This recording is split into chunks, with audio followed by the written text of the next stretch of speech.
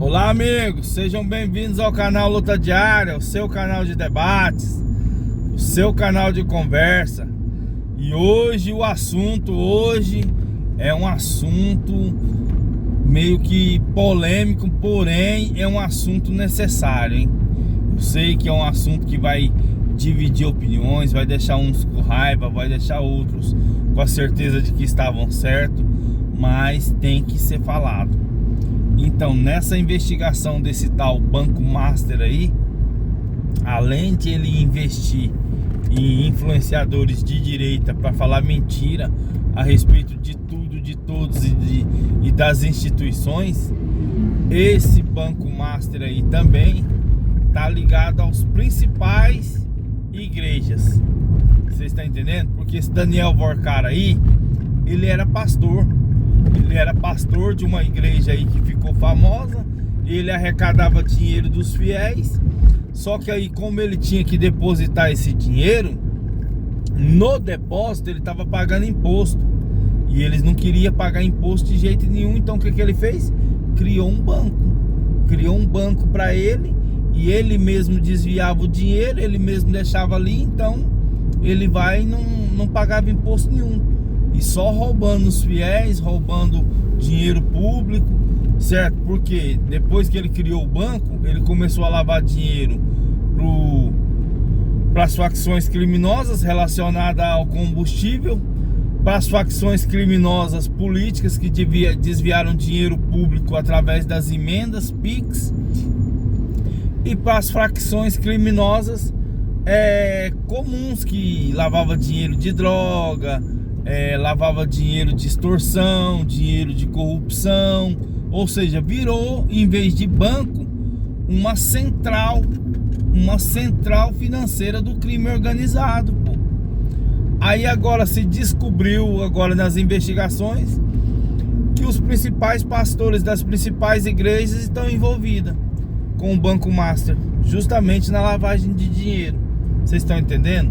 Então, quando falam para vocês que esses caras aí são estelionatários da fé, ninguém tá exagerando não, pô. Não é que ninguém tá contra a religião, ninguém tá não. É porque é uma coisa que tá tão nítida, tão visível, tão óbvia, que só mesmo o doutrinado e aquele que tá sendo ali vivendo aquilo que ele tá pregando é que não tá enxergando, pô. Só mesmo o cara doutrinado, cego, que não tá vendo o que realmente esses pastores são, pô. Então, não estamos julgando a religião, mas estamos julgando os falsos profetas que usam da ingenuidade e da boa vontade do povo para estar fazendo isso daí, ó, tomando o dinheiro do povo. Porque isso aí, a boa parte da fortuna desse Daniel Vorcar aí, quando ele montou esse banco, veio de pessoas humildes, não veio de pessoas milionárias que fizeram dízimos milionários. Você acha que o cara que tem 3, 4 milhões de reais, se ele for doar 10%, vai ser 400 mil. 400 mil, você acha que um cara desse que tem 4 milhões de reais, ele vai pegar 400 mil e dar assim na mão de um outro indivíduo, só porque ele ficou falando ali que tem que dar?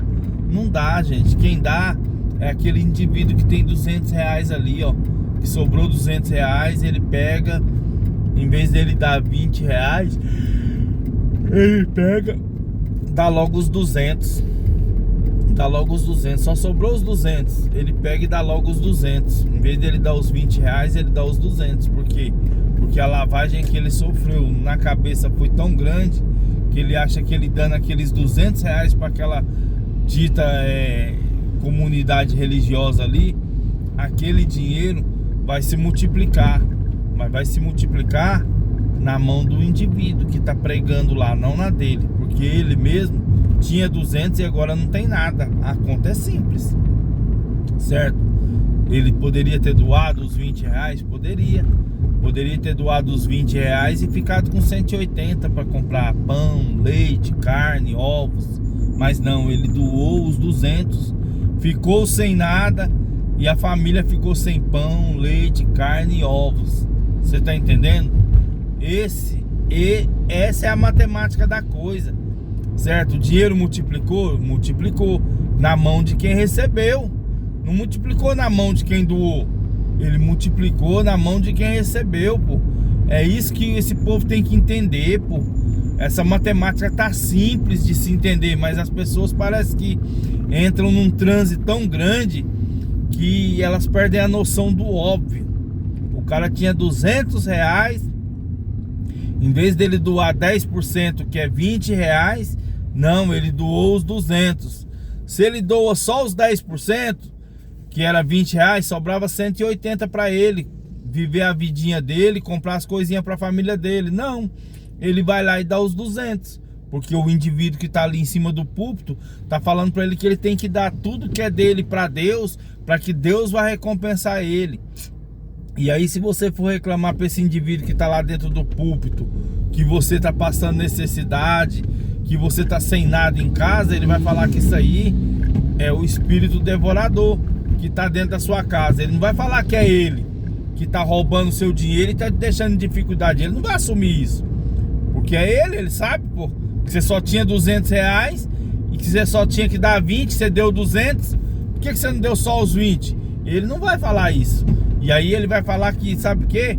Não, que Deus proverá e que o espírito devorador que está dentro da sua casa não vai mais consumir. Só que o espírito devorador que está dentro da sua casa não é espírito devorador não, tá? É ele que está devorando o seu dinheiro e você não está percebendo, porque você simplesmente não está fazendo a conta certa, pô. Preste atenção, certo? Eu sei que é um debate polêmico, mas é a realidade. Para pensar. Então segue, comenta e compartilha para mais polêmica aí.